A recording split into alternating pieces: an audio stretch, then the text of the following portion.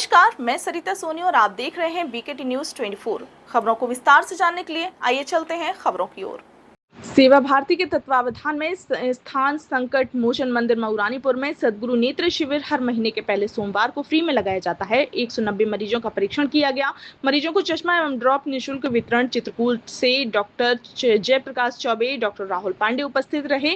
सेवा भारती जिलाध्यक्ष सतीश नायक की अध्यक्षता में संपन्न हुआ। जिला मंत्री शिव प्रताप सिंह परिहार जी, उपाध्यक्ष केदार रिछारिया, राजीव अग्रवाल, अशोक नामदेव, सुशील पुरवार, पंडित श्याम सुंदर पाठक, किशोर यादव, ज्ञानी पाल आदि सम्मिलित रहे।